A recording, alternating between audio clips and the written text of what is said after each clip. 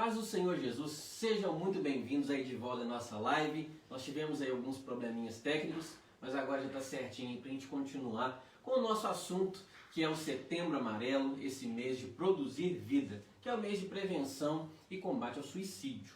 Bom, se você ainda não nos conhece, nós somos a Igreja Assembleia de Deus Semeando Paz em Divinópolis. A nossa sede está na rua Manuel Valinhos, número 351, no bairro Santa Bárbara. Nosso pastor-presidente é o pastor Paulo Batista de Oliveira e o nosso pastor vice-presidente é o pastor Gercino Gomes, que está aqui juntamente comigo nessa live para estarmos tratando sobre esse assunto que é muito bacana e eu tenho certeza que vai abençoar muito a sua vida. Se você ainda não nos segue nas redes sociais, é muito fácil você nos seguir no YouTube. Nós temos aí o nosso canal no YouTube, basta você digitar na pesquisa AD Semeando Paz, se inscrever no nosso canal, deixar aí o seu joinha, o seu curtir nos nossos vídeos, deixar seu comentário, é muito importante para a gente a sua participação, seu feedback aí nos nossos vídeos e compartilhar com seus amigos, com seus vizinhos, com as pessoas aí que você gosta. Tem muito conteúdo bacana no nosso YouTube, conteúdo para jovem, para melhor idade e tem nossas lives anteriores. Se você quiser se inteirar sobre o assunto que nós estamos tratando nesse mês,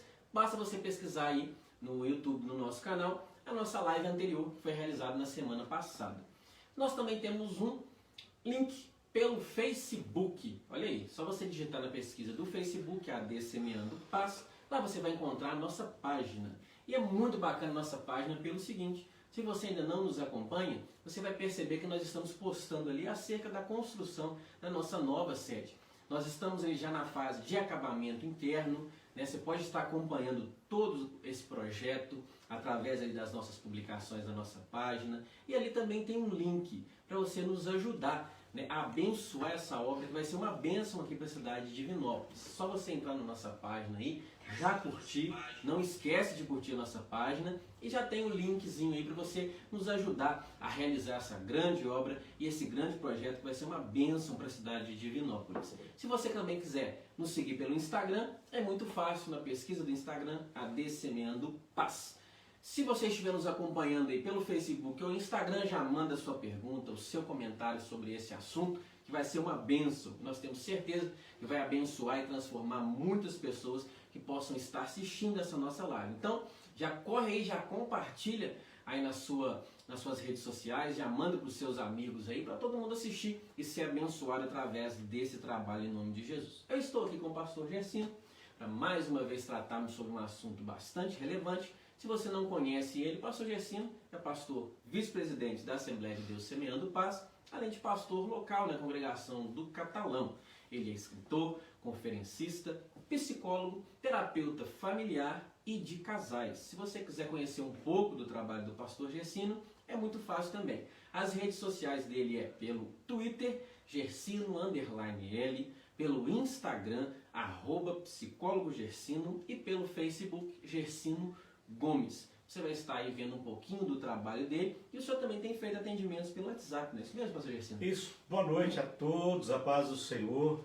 Um abraço para os irmãos do Facebook, os amigos do Facebook, do Instagram. Nós estamos disponíveis para atendimento terapêutico, Alan, pelo chamada de vídeo do WhatsApp. É o telefone 379-8802-9256. Esse telefone também, você fala comigo no caso de querer alguma conferência na sua igreja sobre qualquer tema. É um assunto também, um telefone também para você solicitar os nossos livros que nós temos disponíveis hoje, que é Família em 13 Atos e Bodas, Tradições e Significados para o Casamento. Os outros dois livros eles estão esgotados, devendo muito breve, se Deus quiser, a gente está imprimindo mais uma edição. Mas estamos à disposição. 379-8802-9256. Então, além das redes sociais que nós já passamos aqui, você consegue entrar em contato também com o pastor Gercino através do WhatsApp. Se você quiser também nos seguir nas redes sociais, também é muito fácil. Pelo Instagram, @alandinali, pelo Facebook, @alandinali. Eu tenho também um canal juntamente com a minha esposa, que é o Casal PIA. Basta você digitar na pesquisa do YouTube, Casal PIA de Nali. Você vai conseguir acessar o nosso canal, da mesma forma se inscrever, deixar o seu joinha aí, curtir e compartilhar aí com a sua família. Isso vai ser uma bênção para nós, a sua participação é muito importante para nós. Pastor Gercino, vamos lá para mais uma live, continuarmos falando sobre o Setembro Amarelo, que é o mês de prevenção ao suicídio.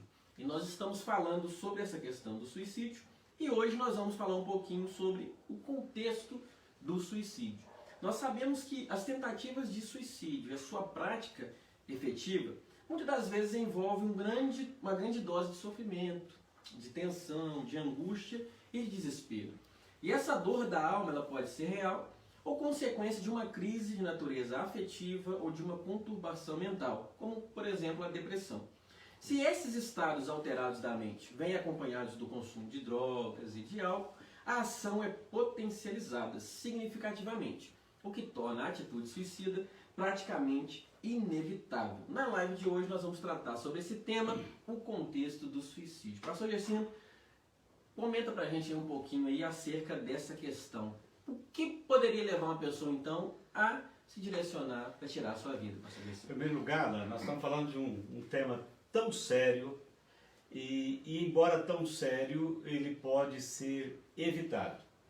Quando a gente fala de contexto, a gente está falando de ambiente, a gente está falando de situações em que a pessoa com ideação suicida, ou com tentativa, ou com suicídio consumado, ela esteve dentro desse contexto. E aí a gente pensa o seguinte, por que é que o resultado não foi diferente? Porque faltou uma leitura das pessoas que conviviam com essa pessoa que estava em estado de sofrimento. E aí a gente vai ver que praticamente 100% dos casos da pessoa que está prestes a cometer um suicídio, que está com ideação suicida, ela tem 3 sentimentos. E aí a gente pode pensar assim, não, mas aqui em casa, por exemplo, nunca faltou amor. Aí é amor na concepção da pessoa, né? Então esses 3 sentimentos que tomam conta da pessoa, que levam ela a ter ideação suicida, são desamparo. É a pessoa olhar e ela não vê ao seu lado, ao seu redor, segurança, no sentido de que alguém a está amparando. Ela sente-se desamparada. E isso pode ter tido algum gatilho? Pode ter tido, por exemplo, a perda de um emprego, não é? Ela pode ter tido uma frustração muito forte com uma pessoa em quem ela depositava ou ela investia uma confiança muito grande. Então, quando ela perde essa pessoa, ela se sente desamparada. O outro sentimento é o sentimento de desamor. É quando a pessoa ela tem uma frustração porque ela acredita que ela não é objeto de amor de ninguém. E a gente vive numa época em que as pessoas têm pouco tempo para o exercício das linguagens de amor. Há pouco tempo nós falamos sobre as linguagens de amor, né? Então, muitas vezes, a família ela está vivendo uma velocidade tão alta, uma superficialidade tão grande, que ela perde a oportunidade e ela não tem manifestações de amor. E alguém que está fragilizado emocionalmente, psiquicamente, vai achar, ninguém me ama, então eu não faço diferença na vida de ninguém. E o terceiro é a desesperança. A desesperança é, eu não vou conseguir alcançar objetivo nenhum. Eu não vou conseguir chegar onde eu quero. Então a pessoa não vê sentido de continuar a vida, porque ela não tem a esperança de conseguir alcançar o projeto que de repente ela tenha idealizado, ela tenha planejado. Então, o contexto principal, contexto familiar, contexto do local de trabalho da pessoa, contexto social, quando ela tem algumas pessoas com quem ela se relaciona de forma mais regular. Então esses 3 contextos, eles deveriam ser o porto seguro de todos. Então se eu tenho uma escassez de amor na minha casa, mas eu tenho o hábito de sair com os meus amigos e todos eles demonstram afetividade comigo, eu estou sendo reforçado através desses amigos. se no trabalho eu sou bem quisto, eu também estou sendo reforçado. Então é preciso que a gente tenha os olhos mais abertos para as pessoas. É preciso que a gente enxergue melhor, porque a gente poderia evitar determinadas coisas se a gente estivesse enxergando melhor. Bom, a gente passando agora um pouco do contexto emocional para o contexto geral. Como seria o contexto geral de uma pessoa que tenta ou comete suicídio? O contexto geral dessa pessoa é aquela pessoa que está inserida num grupo ou no meio de fatores de risco. Então nós vamos entender o seguinte: todos nós estamos expostos às nuances da vida, a tudo aquilo, aos eventos da vida que para alguns eles têm um efeito negativo mais forte, impacto negativo maior, para outros não. Né? Então a gente precisa pensar o seguinte: esse contexto geral para uma pessoa que vai tentar suicidar, ele nos leva a pensar o quê? Olha, quais são os principais fatores de riscos? Eu tenho que pensar em fatores de riscos pensando em quem? Primeiro pensando em mim, porque todos nós estamos sujeitos a uma queda da nossa autoestima, do nosso sentimento de alto valor, todos nós estamos sujeitos a isso. E nós pensarmos naquelas pessoas também que nos rodeiam, né? Então vamos pensar, as pessoas com transtorno psiquiátrico, a pessoa com transtorno de humor, que já foi diagnosticada, que toma remédio controlado, a pessoa que precisa de estabilizadores de humor, esta pessoa faz parte de um grupo de risco onde ela precisa ser olhada com mais cuidado pela família, pelos colegas, ela precisa estar ali. Aí, quais são os transtornos mais comuns? Por exemplo, a depressão. Então, a pessoa que já foi diagnosticada com depressão, ela é uma pessoa que precisa ser olhada, precisa ser acompanhada. A pessoa que tem transtorno afetivo bipolar é uma pessoa que também precisa, porque ela vai ter um momento maníaco, que é o momento da euforia, e ela vai ter um momento de depressão. E muitas vezes a gente pensa o seguinte, que a pessoa, quando ela está no momento de mania, de euforia, essa pessoa não tem risco nenhum. É igual quando a pessoa estava muito deprimida, ela melhorou. Alguém pensa, agora acabou o risco, porque ela já está bem.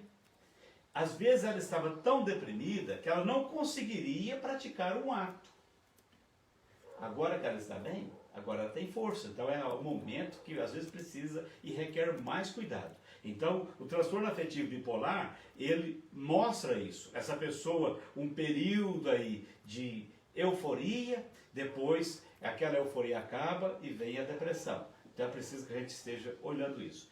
As pessoas que fazem o uso de entorpecentes, as pessoas que usam drogas, mesmo as drogas que são as permitidas, como o álcool, o tabagismo, essas pessoas também estão no estado de vulnerabilidade.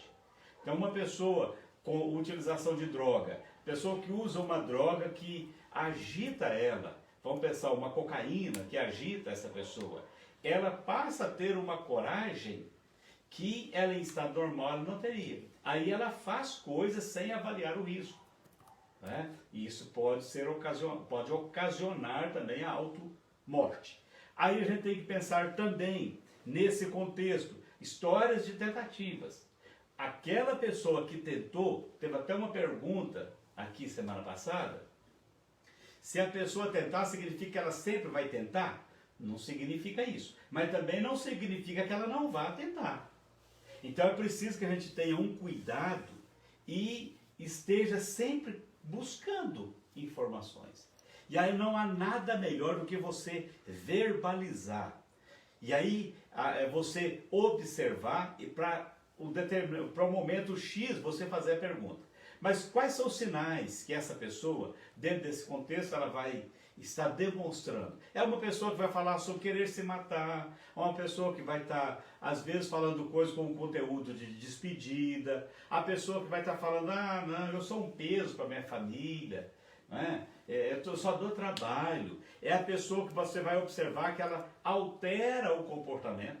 De repente ela fica eufórica. A pessoa estava deprimida, de repente ficou eufórica. E às vezes foi naquela euforia que a pessoa falou assim, agora eu criei coragem.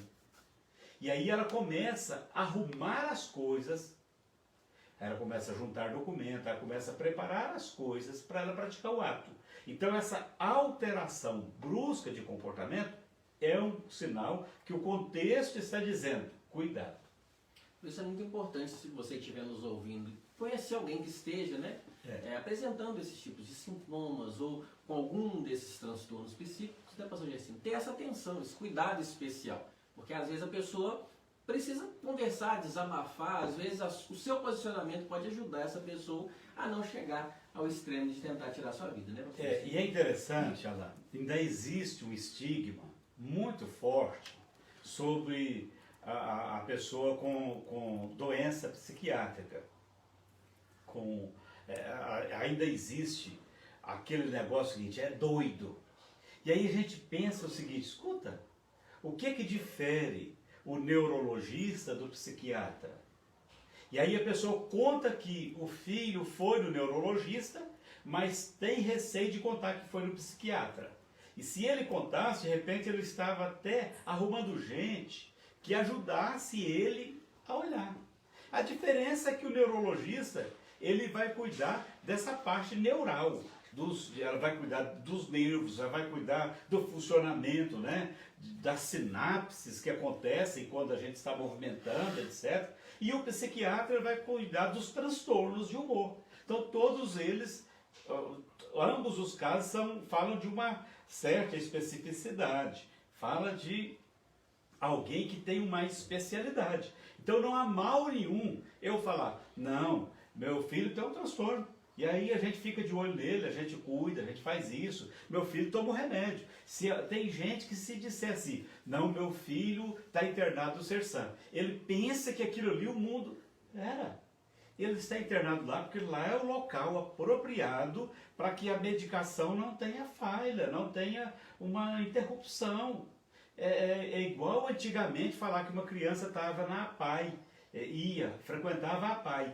Mas por que frequenta lá? Porque lá tem um conjunto lá de especialidades onde eles juntam as crianças com a mesma necessidade de tratamento. Então não pode haver esse estigma. É ser humano que precisa ser cuidado.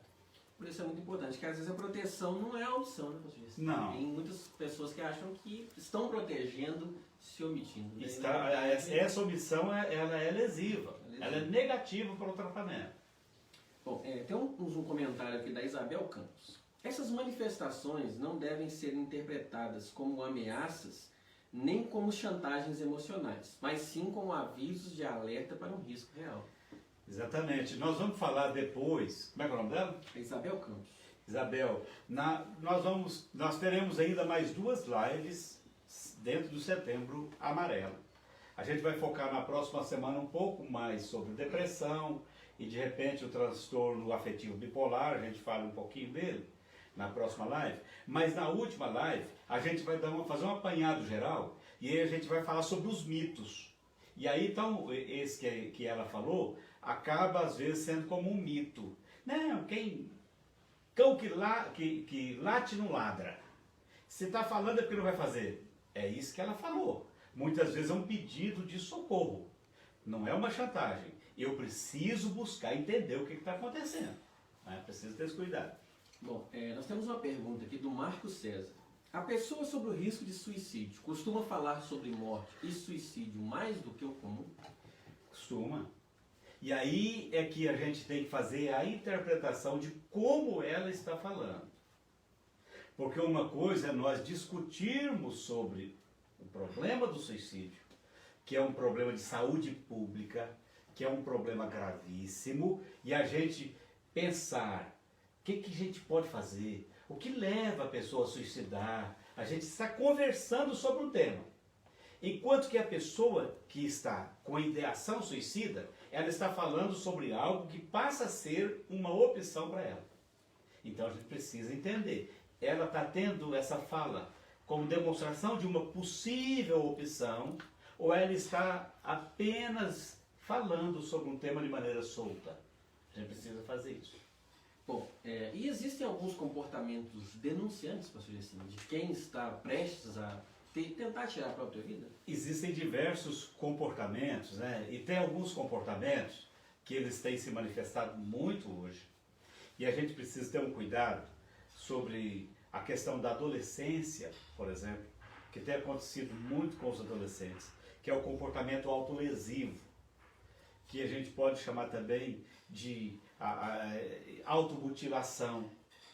E aí, muitas vezes, quando a pessoa toma uma atitude dessa, ela já está denunciando que ela pode estar querendo dar cabo da sua vida.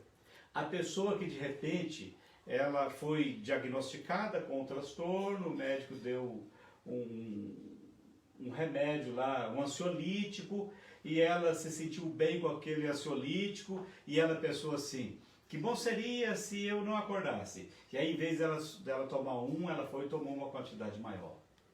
Isso tudo já é também sinal. Agora, vamos pensar sobre um problema que tem afligido as escolas, afligido os lares, né? Que é a questão da automutilação, que é quando o menino, a menina, começa a se cortar. Nenhuma pessoa com uma saúde mental estabilizada, ela vai pegar um objeto e vai se cortar.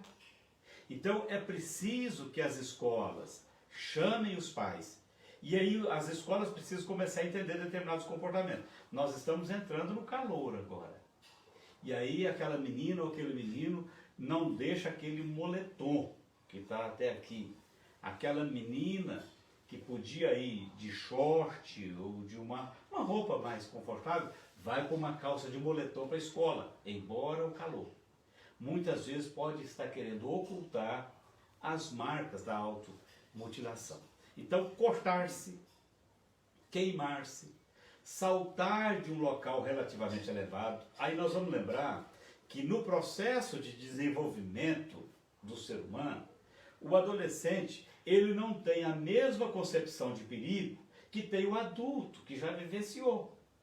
Então, quando você via aquela brincadeira da criança que viu o filme, o desenho do Super-Homem, aquela criança subir na laje e colocar uma coisa aqui, pular, ela estava imitando um herói dela, mas ela não tinha concepção do que era a altura, até que ponto que ele representava risco.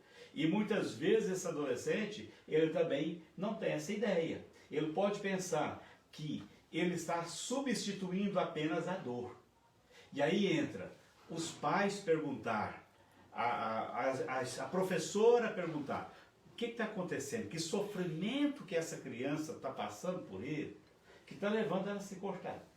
Porque na verdade existe uma dor ali dentro, e quando ela se corta, ela está querendo ter uma dor que sufoca aquela outra, para ela tentar esquecer daquela outra. E muitas vezes, a experiência que eu já tive, é que muitas vezes aquilo é apenas um sintoma do que está acontecendo no lar. Olha, embora seja a coisa mais comum hoje, infelizmente, divórcio, mas todo divórcio traz um trauma para o adolescente, para a criança. Quer dizer, Gersino, a gente tem que ter liberdade, mas tem que ter responsabilidade. E aí o que ocorre? Muitas vezes o adolescente acha bacana, no princípio, conta, meus pais estão divorciando, no final de semana eu vou ficar com minha mãe, outro final de semana eu vou ficar com o pai, mas depois, quando chega o momento que ele precisa de uma referência, vem aquela falta. E às vezes entra um recasamento. E aí entra uma terceira pessoa que ele não conhece, que passa a fazer parte da vida dele, ou da vida dela, dele adolescente, né? Seja menino ou menina. E que muitas vezes aqui ele vai impor algumas restrições que antes ela não tinha. E aí como que ela vai manifestar? Se ela falar para a mãe, ela pode estar pensando, eu vou atrapalhar o relacionamento da minha mãe com o meu padrasto. Se ela fala para o pai, eu vou atrapalhar o relacionamento do meu pai com a minha madrasta. E aí uma dor começa a perturbar. E é quando ela começa a fazer isso. Às vezes ingere fármacos, como eu falei, em doses superiores às posologias terapêuticas reconhecidas, drogas ilícitas, e aí, por causa desse sofrimento, experimenta uma maconha, experimenta um crack, e às vezes até ingere pesticida. Existe hoje uma onda de suicídio das pessoas que moram no campo, que moram na roça, e que às vezes o objeto é uma pesticida. Então é preciso a gente ter cuidado com esses comportamentos, e aqui nós estamos falando mais diretamente no comportamento do adolescente. Pais, prestem mais atenção nos seus filhos. Olhe como eles estão chegando, olhe como eles estão falando, olhe nos olhos deles, olhe para eles, converse, ouça, dê tempo para eles. Então nós estamos falando de um contexto, e isso é o que está acontecendo dentro da sala da casa das pessoas. Bom, e o senhor chegou a falar um pouco sobre essa questão da adolescência. Seria a adolescência, então, a fase mais vulnerável da vida, conselheiro? Assim? Acredita-se que a adolescência é uma das fases críticas. Assim como nós temos na aviação, que a fase crítica é a fase da decolagem, é a fase do pouso, porque depois dá uma estabilidade. Então a adolescência, ela está naquela fase que ela quer, ao mesmo tempo, ser tratada com o carinho de que era tratada quando ela era uma criança, mas ela quer respeitada como se ela já fosse uma pessoa adulta. E aí entram os diversos conflitos. E aí ela pode, até mediante os relacionamentos que elas têm com os pais, com os amigos na escola, porque os amigos, ela passa a ter uma lealdade maior aos amigos da escola do que a lealdade aos pais. E às vezes a verdade dos amigos sobrepõe-se à verdade dos pais. E aí entra, muitas vezes, quando aquela adolescente, ela pratica algo que ela sabe que vai ser reprovável ou reprovada aos olhos do pai ou da mãe, é quando ela não tem ainda aquela segurança de segurar a bronca. Como ela não vai conseguir segurar a bronca, o que ela vai fazer? Eu não posso passar por isso. Então acontece, e aí a gente pode pensar, escuta, mas todo adolescente é assim? Nenhuma pessoa é igual a outra. Tem adolescente que ele chega para o pai e fala, pai, eu quebrei a cara em matemática esse mês. Valendo 10, eu fiquei com 2,5. Tirei nota boa nas outras, mas em matemática eu quebrei a cara. Tem aquele que pensa assim, Deus me livre, se eu contar para o meu pai que eu tirei 2,5, meu pai me mata. Porque eu só fico por conta de estudar. Então cada um tem uma estrutura. O que os pais precisam? Os pais precisam dosar as orientações, as expectativas. Porque às vezes o pai idealiza algo para aquela pessoa e impõe um peso tão grande que quando aquela pessoa percebe que não vai cumprir o que o pai ou a mãe idealizou, ela pensa, não tem outro recurso para mim. Né? Então é uma fase porque ela não está preparada para segurar determinadas broncas. E como que os pais poderiam, então, agir com relação a essa questão, professor Gersinho? Aí primeiro, os pais precisam entender o comportamento humano.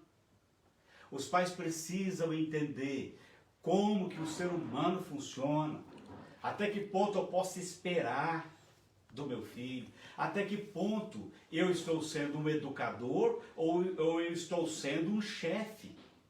Porque o educador, ele vai chegar falando, não, você saiu mal por quê? Vamos estudar aqui. Por que você saiu mal em matemática? Você dedicou quanto tempo para você estudar matemática? Como que você estudou? Você preparou para essa matéria? Não, pai, não preparei. Tá vendo? Você relaxou nisso aqui.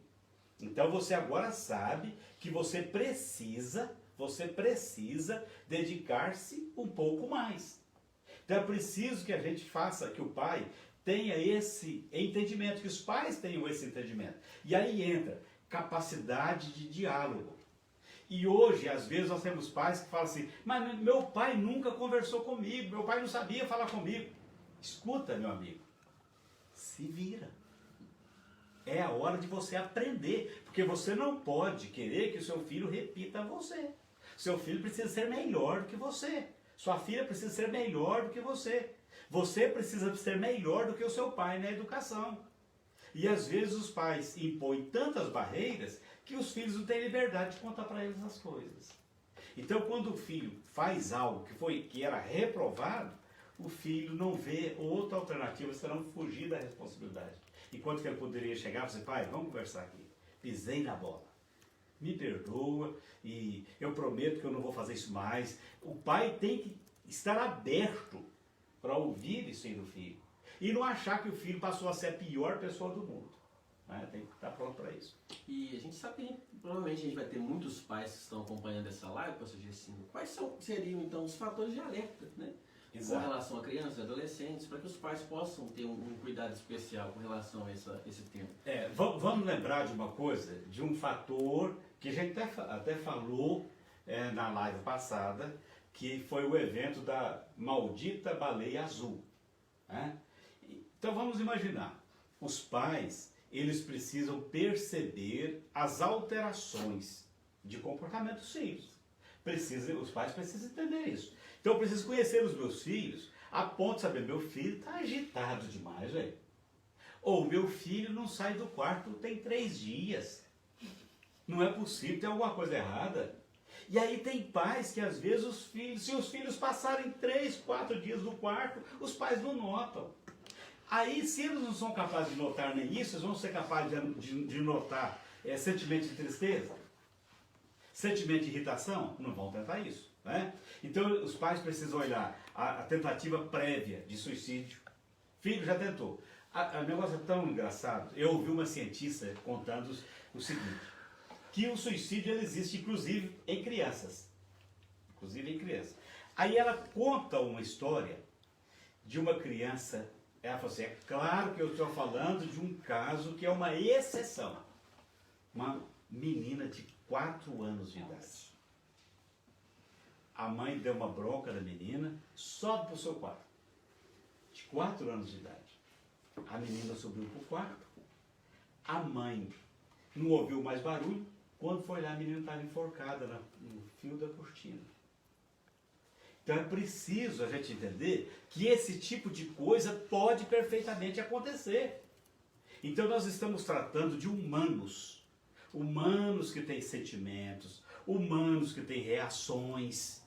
E a gente às vezes não sabe que reação teria.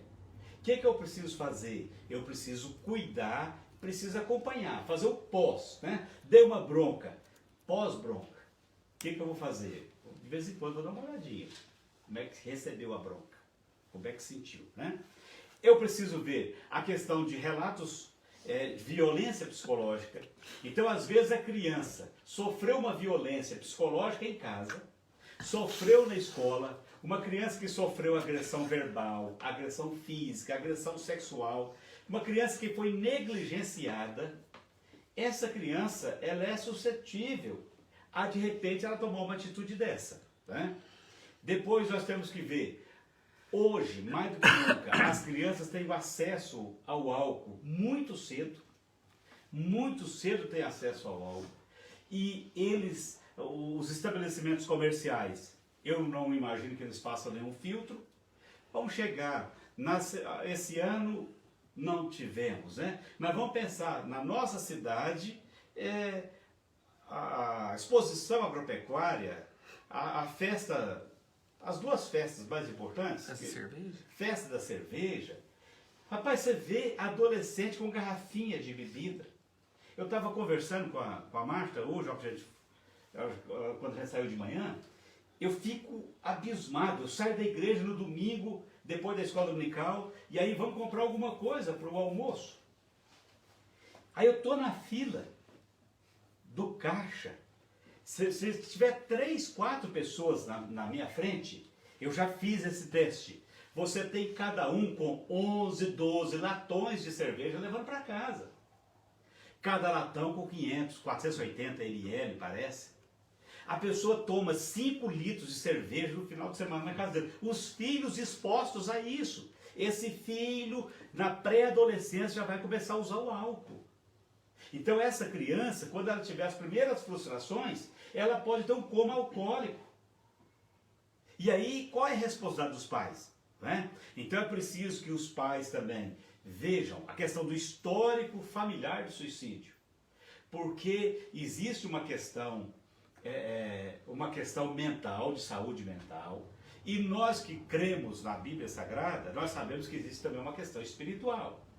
E às vezes nessa questão espiritual, o diabo trabalha para que haja uma comorbidade entre o espiritual e o histórico familiar, né? Os pais precisam saber isso. O ambiente familiar, quando ele é um ambiente hostil, ele é propício para isso. O que é um ambiente hostil?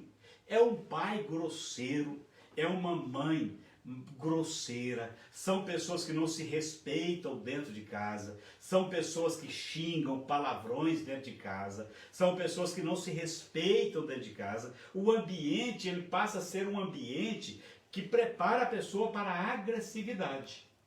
E aí, se o pai, que deveria ser o protetor, se a mãe, que deveria ser a cuidadora, ela é grosseira, ele vai esperar o que dos outros? Ele é grosseiro com os outros e grosseiro com ele mesmo. Então, isso pode encaminhar. Falta de suporte social, sentimento de isolamento social. Então, nós vamos falar depois a necessidade da pessoa ter interações sociais, né? Sofrimentos e inquietações sobre a própria sexualidade.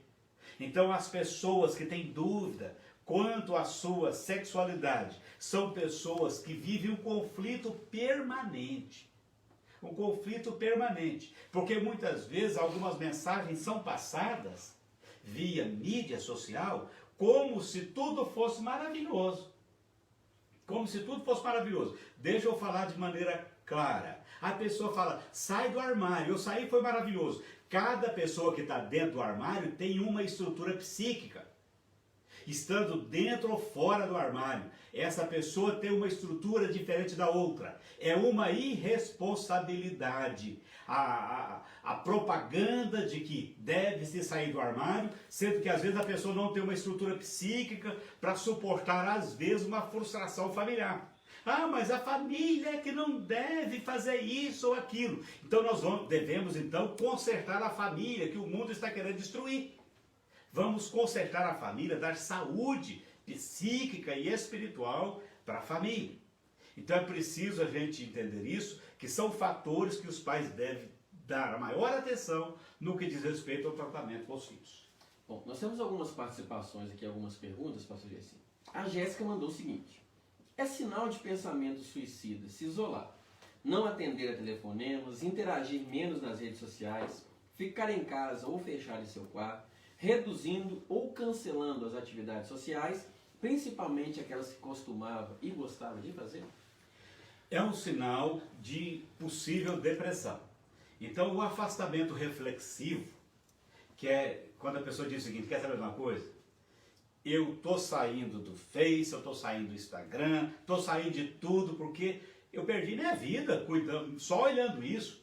A pessoa está ciente que ela vai usar o tempo que ela gastava ou investia, se é que é o investimento, usando o Facebook e as mídias sociais, ela vai investir nela. Momento de reflexão. Agora, quando a pessoa se afasta porque ela não quer ver a cara de ninguém, é preciso um cuidado da família. É preciso começar a pensar se às vezes já está com uma depressão moderada, podendo chegar a uma depressão crônica. Para não chegar à depressão crônica, é preciso buscar uma terapia. Colocar a pessoa para conversar, chamar para conversar, chamar para fazer um passeio, chamar para fazer uma caminhada. Né? Aí é a hora que entram os amigos. Porque às vezes amigos pensam que a amizade é só para farra, né? Quando é para sair, para beber, aí chama. Mas quando a pessoa... não, quer ficar sozinha, deixa ela. Espera aí. Por que essa pessoa quer ficar sozinha? Então vamos preocupar. Essa aí é a hora da manifestação da verdadeira amizade. O Gustavo.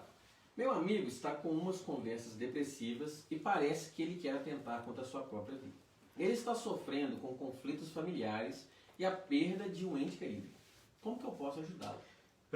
Gustavo, primeira coisa, fale com ele sobre a terapia. Olha, vamos no psicólogo.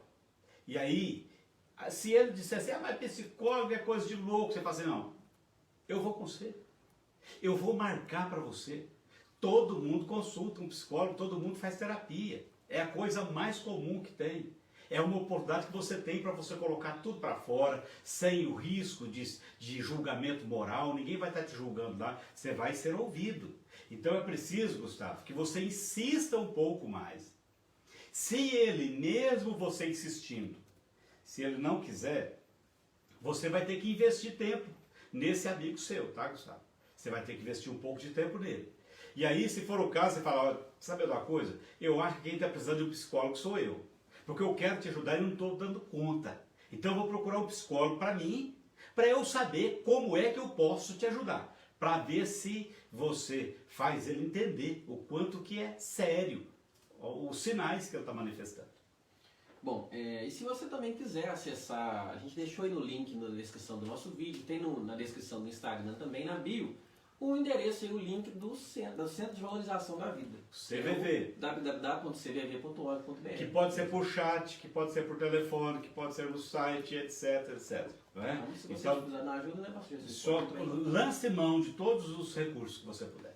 Bom, temos mais uma pergunta, temos um comentário primeiro da Janaína Lopes, que é um comentário bastante relevante, pastor Gessi. Eu tive a um passo de acabar com a minha vida. Busquei na fé a solução e alcancei. Eu tenho 19 anos. Não, é engraçado. Muito obrigado, tá, Janaína? Que eu tinha pensado hoje o seguinte: a gente precisa colocar algum depoimento de alguém que passou por isso, mas saiu. Então, só para ter uma ideia, 90% dos suicídios podem ser evitados. Olha que coisa. 90%. É claro que uma notícia dessa, às vezes faz algumas famílias ficarem tristes, né? Por que eu não evitei? Escuta, não é hora de pensar nisso. É hora de pensar, então, daqui para frente, o que eu posso fazer? A gente não pode se culpar por aquilo que a gente não enxergou. Não é? Quer dizer, vira a página e eu vou estar lançando, se Deus quiser, esse ano foi um ano atípico, o ano que vem, um livro que já está prontinho, falando sobre o recomeço. O livro está pronto, está prontinho, é só a editora dar o ok e a minha produtora financeira também me dá o ok para a gente colocar o livro. Mas vai ser um livro que vai tratar disso, a gente pensar sobre isso. Então, Janaína, muito obrigado. A pessoa que busca ajuda, a pessoa que fala assim, eu não quero isso para mim, essa pessoa consegue. Qualquer pessoa pode sair dessa situação. Então, é possível sair. Bom, então se você estiver nos assistindo, né, quiser nos contar, compartilhar sua experiência, manda aí nos comentários. Ótimo, maravilhoso. Manda aí seu comentário, vai ser muito importante. Tem várias pessoas que estão assistindo e com certeza você vai ajudar alguém que estiver passando por essa situação a encontrar uma luz, né, no fim do túnel. Bom, temos uma pergunta aqui do René Gomes, pastor Gessi. Toda pessoa que se suicida tem depressão? Não quer dizer necessariamente que tem depressão. Tem os diversos transtornos, né? E depressão é o mais comum, mas tem o transtorno afetivo bipolar. Tem aquela pessoa que sofreu uma perda muito forte e ela não soube elaborar essa perda, né? Tem aquela pessoa que ela errou a mão e vamos pensar no usuário de drogas. Ele sabe que a droga poderia levá-lo à morte, né? E aí, mesmo assim, ele insiste. Então, ele está pagando para ver. Tem aquela pessoa que sabe o seguinte, olha, se eu colocar 200 km por hora no meu carro, aqui na 494, que tem algumas curvas indo para Nova Serrana, eu corro o risco de morrer. E mesmo ele sabendo isso, ele paga para ver. Aquilo acaba sendo também um suicídio, porque ele sabia que aquilo poderia gerar esse resultado. Então a depressão é um dos sinais sérios, é uma doença a depressão, e que precisa ser tratada, mas existem também outros fatores. Um comentário da Mara Esteves. Os sintomas nem sempre são visíveis, muitas vezes são silenciosos, mas há alguns sinais para os quais podemos prestar atenção. Exatamente. Aí entra a frase da Mara aí, que a gente tem que pegar ele e colocar, é prestar atenção. nós não prestamos atenção mais nas pessoas. Né? Tem gente que às vezes acorda com a esposa e se ela acordar meio assim abruptamente, ele fala assim, quem que é essa mulher que está do meu lado aqui? Porque não tem prestado atenção, e tem mulher também que pensa isso, né? Às vezes, que homem é esse? As pessoas não prestam atenção nos detalhes. E isso é tão sério que a gente lida muito com casais, né? E por falar nisso, sábado estou ministrando no encontro de casais da Igreja Assembleia de Deus, Tabernáculo. Não, que feio, hein? Que feio. Lá do pastor Messias, lá do bairro Sagrada Família. Nós vamos estar ministrando, eu vou estar ministrando neste sábado. E aí, há uma dinâmica que as pessoas faziam, normalmente, que os palestrantes fazem, que chegou todo mundo, aí pede para os casais tirar os sapatos, a mulher tirar o sapato, pede para o homem sair, pede para a mulher tirar o sapato, junta todos os sapatos ali, depois pede o homem para achar o sapato da mulher dele. Normalmente não acha, né? Porque não presta atenção. Então a gente perdeu, a gente não presta atenção nas pessoas e às vezes está saltando nos olhos das pessoas, me ajuda, eu estou com um problema, eu estou com dificuldade, mas não tem prestado atenção. Bom, tem um comentário aqui do Alisson Cruz. O CVV oferece apoio emocional e prevenção do suicídio durante 24 horas por meio de chats online, ligações ou até pelo e-mail. Não é necessário se identificar e a pessoa pode ligar quantas vezes quiser. Eu tive ajuda e foi providencial. E a pessoa, aproveitando ele aí, a pessoa não precisa ficar dando explicação, né? Então ele ligou, falou, foi, desligou o telefone. O pessoal do CVV não vai ficar ofendido, não. Pode ligar de novo que eles vão atender do mesmo jeito. Tá? Então precisamos lançar a mão desse recurso. Bom, a Isaura Martins. Meu filho está muito agressivo e desinteressado em tudo. Isso é depressão? Não dá para você falar desse jeito, né? Você tem que ter uma conversa com a pessoa, porque a depressão ela vai ser caracterizada pelo isolamento, pelo choro constante, sem motivos aparentes, e por um tempo, que aquilo ali vai continuar. A pessoa, quando ela se vê, ela está chorando, você pergunta para ela, o que está acontecendo? Não sei. Porque existe um choro diferente para, por exemplo, a tristeza e para a angústia. Se você vê uma pessoa chorando, pergunta para ela assim, por que você está chorando? Eu estou chorando porque eu perdi o emprego e eu não sei o que eu vou fazer. Então ela tem um motivo específico, ela especificou, eu estou chorando por causa do emprego que eu perdi. Mas a pessoa quando está angustiada e ela começa a chorar, você pergunta, por que você está chorando? Não sei. Só me deu a vontade de chorar. Então aí você precisaria ver um pouco mais para você diagnosticar se é depressão ou não. Né? No caso deles, a melhor opção é procurar ajuda. Né, procurar o psicoterapeuta, procurar o psicólogo. Bom, a Maria Neuza. Identifiquei os sinais. E agora, o que eu faço? Na outra pessoa, Maria Neuza, se você identificou os sinais no outro, primeiro você ofereça ajuda. Ofereça ajuda de que forma? Ouvindo. Não é para você falar, não, a vida é boa, você tem que enxergar o lado bom. Não adianta você, cognitivamente ele está bem. Ele sabe que a vida é boa, que tem algumas coisas. Só que ele tem uma dor que ele não sabe como que ele trata essa dor.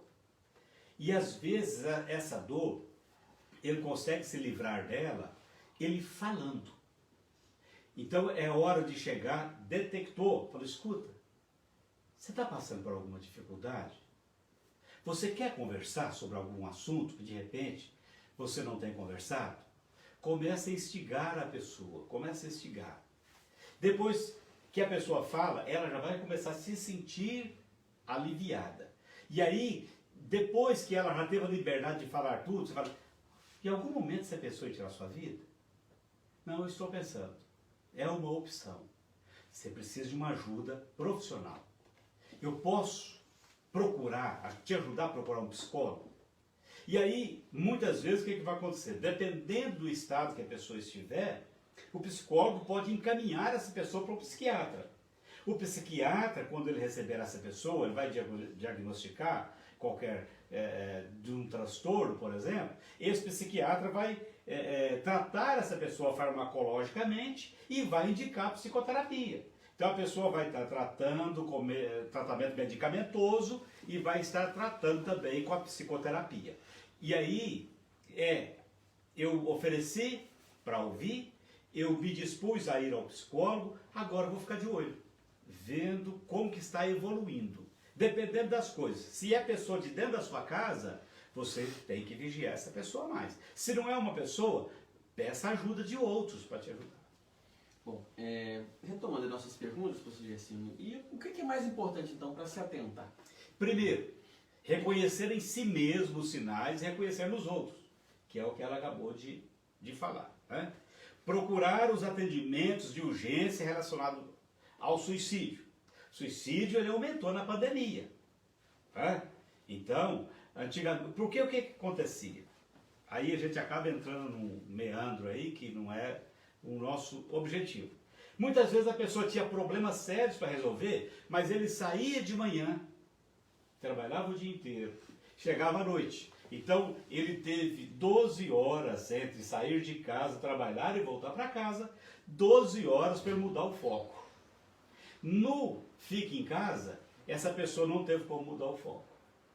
Então entra o seguinte, eu preciso pensar nesses lugares que podem me ajudar.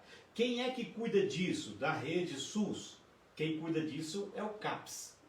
É o CAPS 1 que vai cuidar disso para idosos. O CAPS é aquele centro especializado.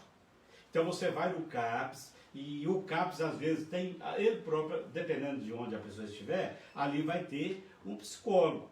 E aí o CAPS vai começar a cuidar e vai dar esse primeiro apoio. Ter um olhar mais humano com quem a gente se relaciona. É preciso a gente ter esse olhar mais humano. A gente parou de ter misericórdia das pessoas, a gente parou de olhar as pessoas com um olhar de amor, de carinho, né? A gente parou com isso. Então precisa a gente voltar. E a Bíblia, ela fala isso, né? Fala, ó, escuta, eu tenho uma coisa contra você, falando da igreja de Éfeso, né? Você perdeu o primeiro amor. Olha, volta lá onde você caiu, arrepende e volta a praticar aquelas primeiras obras. Então é preciso a gente entender isso, a importância do amor. E a gente ter sempre a convicção, é possível a prevenção, é possível evitar. Né? Bom, a gente chegou a comentar um pouquinho, mas para a gente dar uma explanada melhor, professor Gersinho, pessoas que cometem suicídio realmente querem morrer? Pessoas não querem morrer, não. Parece um paradoxo, né? Quem comete suicídio não quer morrer. A pessoa tem uma dor que ela não consegue mensurar. E não adianta eu dizer para as pessoas, eu sei o que você está sentindo. Não sabe. Porque aquela pessoa é única. A dor... Se você chegar para duas pessoas que perderam um ente querido, para duas mulheres que perderam o esposo, para uma mãe que perdeu o filho, e mandar uma dizer para a outra que está sentindo, não é uma verdade. Por quê? Porque a estrutura dessa é uma, a estrutura da outra é outra estrutura. Então não dá para você mensurar. Então a pessoa está querendo ficar livre da dor. Se você conseguir amenizar a dor dessa pessoa, se você conseguir ajudar essa pessoa a elaborar essa dor, a ressignificar essa dor, você usou muito ressignificação na pregação de domingo, né? A ressignificar essa dor, se você conseguir fazer isso, você vai diminuir essa dor e aí você vai estar ajudando a evitar o suicídio. Bom, a gente falou bastante sobre os fatores internos que influenciam a pessoa a tirar a sua vida. Existem fatores externos que podem influenciar? Existem os fatores externos, são os modelos de suicídio. Né? Então, às vezes, pessoas que ficam uma marca, na família tal, todo mundo suicidou usando o método X. E aí parece que as pessoas estão sempre voltadas para aquilo. Ou uma pessoa que perdeu um ídolo, um cantor, ou seja lá quem for, alguém que ela tinha um afeto, uma admiração, e aí aquela pessoa usa um modelo para tirar a vida, e aquilo pode desencadear um processo para as pessoas que se sentiram enlutadas e querem, de uma certa forma, homenagear aquele, cometendo também a mesma atitude. Aí o modelo externo, as tentativas prévias, quem já tentou? Quem já tentou não vai tentar de novo, ou vai, não dá. É só ter cuidado, olhar.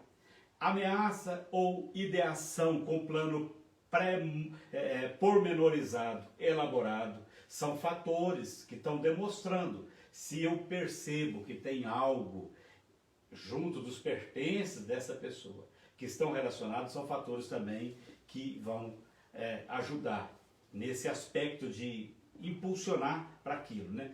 A pessoa que tem acesso fácil, e aí, há pouco tempo, né, aqui na nossa cidade, uma pessoa que trabalhava numa área de medicamento, ela praticou, porque ela conseguiu perder a vida sem, segundo o pessoal, sem dor. Então, aquilo ali foi um fator externo. Enquanto a pessoa estava cuidando ali dos outros, ela viu naqueles medicamentos o veneno, né, que na dose fora do normal, aquele veneno. A presença de perturbações alimentares, a bulimia. Olha só, pessoas que às vezes se alimentam, você não vê muita coisa, mas se alimentam, vai ao banheiro e coloca o dedo na garganta para jogar o alimento para fora. Então a bulimia é uma forma que vai enfraquecendo essa área, a área do esôfago, vai enfraquecendo essa área toda aqui. E inclusive correndo o risco da musculatura do coração ser afetada. Então, a bulimia pode fazer isso tudo. Presença de doenças com prognósticos como um câncer, um soropositivo, dependendo da estrutura da pessoa, porque você tem pessoas que às vezes elas transformam aquilo no grande desafio delas. E elas não têm medo de falar, escuta, eu vou passar por um tratamento quimioterápico e eu vou cuidar e eu vou sair dessa. Aí a pessoa vai, ela mesma raspa a cabeça ou ela transforma aquilo numa campanha. E ela vai trabalhar em cima daquela campanha e ela acaba trazendo outras pessoas que vão unir forças com ela e muitos saem daquela fase, daquele drama todo, daquele problema todo e saem com vida lá na frente. Né? Então, outros, porém, não suportam a ideia de uma doença terminal. Em vez de lutar e buscar recursos, pensar, não, enquanto eu tiver chance de por menor que seja, de 1% eu vou lutar por ela. Hospitalizações frequentes, né? Psiquiátricas ou não, pessoa que fique de casa para o hospital, são pessoas de risco. E aí, muitas vezes, o idoso, existe um suicídio também entre os idosos. E a gente tem que se preocupar com isso, que é quando aquele idoso perde o sentido da vida. Quando ele era mais novo, ele tinha uma família para tratar, para cuidar, filhos para estudar, de repente saiu tudo e a casa ficou o chamado ninho vazio. E aí a pessoa começa a se preocupar. Vou dar trabalho para o meu filho, a mulher dele vai achar ruim. Vou dar trabalho para minha filha, o marido dela vai achar ruim. E aí essa pessoa começa a perder esse sentido. É preciso que os filhos sejam mais amorosos, mais cuidadosos. Bom, falando um pouco agora sobre as circunstâncias, pastor Gercino, fatores de risco e situações de risco com relação ao suicídio. São eventos, né, que podem acontecer, até falando da pergunta do René, né, que o René colocou, acrescentando. Perda de emprego, tudo representa risco. Você imagina a pessoa que ele tem lá a esposa e 3 filhos menor de idade. E depende da receita, o orçamento é feito da receita dele e da receita dela. E aí de repente ele paga aluguel, ele tem uma série de outros compromissos, tem um plano de saúde, precisa do plano de saúde para os filhos, o cara perde o emprego. Se ele não tiver uma estrutura, se ele não tiver fé, depois nós vamos falar da religiosidade lá na frente, se ele não, na última, acho que nós vamos falar de religiosidade. Se ele não tiver fé, tem problema. Estresse social. Então o estresse também, ele é um grande motivador de suicídio. É quando a pessoa precisa produzir, e ela não dá conta, e aí aquilo vai acumulando, de repente a comporta estoura. Quando a comporta estoura, ninguém aguenta.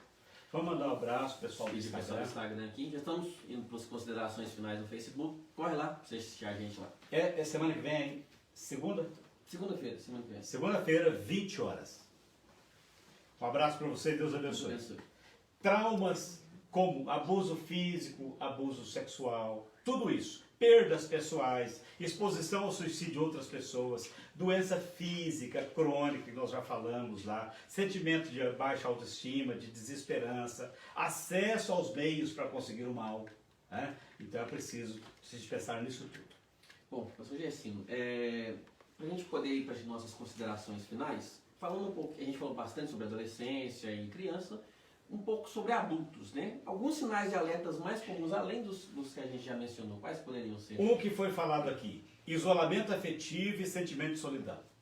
Então a pessoa que, de repente, ela estava no seio da família, dos parentes ali, não perdia um evento, era aniversário de sobrinho, de sobrinha, a pessoa estava ali, risco. Parou de ir de repente, quer ficar só em casa, risco. Sentimento de desamparo e desesperança. Olha, eu não sei se eu vou dar conta disso, eu não sei se eu vou conseguir no final do mês pagar a prestação do meu carro, eu vou perder o carro, eu vou perder minha casa. Isso tudo pode ser fator que contribua, porque há uma responsabilidade daquela pessoa. E ela pensa que se ela não cumprir com aquilo, seria uma vergonha.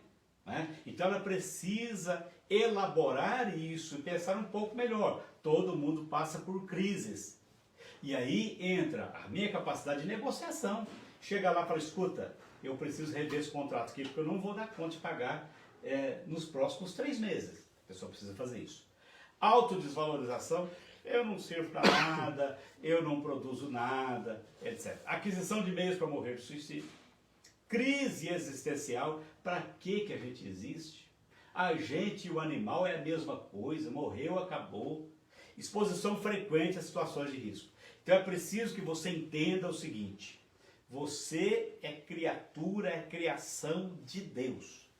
Pode estar acontecendo qualquer coisa na sua vida, mas você precisa entender, isto é passageiro. Seja bom ou ruim. Não é? É engraçado a gente pensar que as coisas boas passam, mas as ruins também passam. Então eu preciso buscar forças para eu entender isso e eu dar um significado para isso. Não é o desespero que vai resolver o problema. Não é a desesperança que vai resolver, é a fé, é a busca de sentido de vida. Bom, muito obrigado pela sua participação, você que mandou o seu comentário aí, as suas considerações. É muito importante você sempre mandar, né? A gente comentou um pouquinho acerca de pessoas que tiveram experiências com relação ao suicídio, que conseguiram dar a volta por cima. Exato. Manda pra gente, não precisa ser só na nossa live não, manda aí nas nossas redes sociais. É muito importante a sua participação. Se você nos der liberdade de a gente comentar, né, sobre a sua experiência aqui também na nossa live, vai ser muito importante, tenho certeza que vai ajudar muitas pessoas que estão passando por essa situação. Pastor Gercino vai estar dando as suas considerações finais acerca do tema, fazendo essa oração. Então não perca, né, esse Setembro Amarelo está sendo muito importante para a gente conscientizar sobre esse tema. Nossa live na próxima semana e na segunda-feira nós vamos estar abrangindo um pouquinho mais o tema. Pastor Gercino, para poder encerrar, quais são os fatores de proteção? Né? A gente comentou sobre vários fatores de risco e quais são os fatores de proteção para ajudar quem está enfrentando esse tipo de situação, pastor? Primeira coisa, a família. A família faz a grande diferença. Em primeiro lugar, a família. Apoio da família. Apoie a pessoa que está fragilizada. Amigos, a hora de mostrar apoio é agora, amigos. Não é só na festa, não é só na zoação. Nesse momento é hora de ficar perto, é hora de demonstrar que você se importa. Segundo lugar, a questão da fé. Todos nós precisamos ter uma fé, precisamos ter uma crença. Todos nós precisamos entender que há um Criador e que Ele cuida de nós e Ele se interessa por nós e Ele nos ama. Terceiro lugar, envolva-se na sua comunidade. Está sentindo que você não faz diferença? Está sentindo que você tem um sentimento de desamor? Escuta, procure uma causa social, se envolva nela. Você vai perceber que quando você trabalha pelos outros, você está trazendo combustível para a sua própria vida, para a sua própria existência. Tenha vida social, participe das coisas da sua família. Não se isole, esteja junto com eles. Tenha integração social, por exemplo, através de trabalho, de uso construtivo, do tempo de lazer. Eu vou ajudar alguém, eu vou conversar com o meu vizinho, eu vou perguntar como é que estão as coisas, eu vou fazer algo que mostre que eu sou uma pessoa relevante na sociedade. E se sente que está com um problema de saúde mental, procure os recursos. Procure o sistema de saúde. Lá você terá o apoio que você precisa e a atenção que você precisa. Tu já se despedindo em nome de Jesus. Para finalizar, eu quero te dizer que Deus te ama.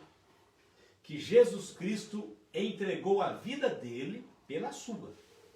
Ele deu a sua vida, ele comprou a sua vida para te resgatar e para dar você uma vida abundante, que o Senhor Jesus falou. Então é possível que você tenha uma vida plena, mas você precisa falar: Jesus, entra aqui, ó. Entra, Senhor, na minha vida, porque eu quero ter uma vida com sentido. E a vida com sentido é aquela vida que habita nela o Senhor Jesus Cristo. E você pode fazer isso aí na sua casa. Agora você pode tomar essa decisão. Fala: Jesus, dá um sentido para a minha vida. Vem aqui, entra, modifica a minha forma de pensar, modifica a minha visão acerca das coisas, me dá sentimento, Senhor, de pertence, que eu pertenço ao Senhor, que o Senhor morreu por mim. E eu tenho certeza que Jesus Cristo, ele vai transformar esse estado de tristeza num estado de alegria, de vida plena diante de Deus. Amém? Vamos orar por cada um e pela família. Meu Deus e meu Pai, em nome de Jesus, eu oro a Ti, Senhor, em favor de cada pessoa que nos acompanhou. Aqueles que terão acesso a esse conteúdo e que porventura esteja passando por um estado de sofrimento, eu quero pedir que o Senhor venha com a Tua intervenção em favor de cada um deles, clareando a mente, trazendo alívio para a dor e mostrando o real sentido da vida. Tome cada uma dessas pessoas nos teus braços, Senhor, e cuida delas, assim como o Senhor tem cuidado de todos nós durante toda a nossa existência. Faça com que cada um sinta, perceba a tua presença e o teu cuidado. Muito obrigado, meu Pai, em nome de Jesus. Amém. Deus te abençoe e eu espero ter a sua companhia novamente na próxima segunda-feira, às 20 horas. Deus abençoe você, a sua família, em nome de Jesus. Deus abençoe. Deus abençoe. Deus abençoe. Muito obrigado a todos. Muito obrigado.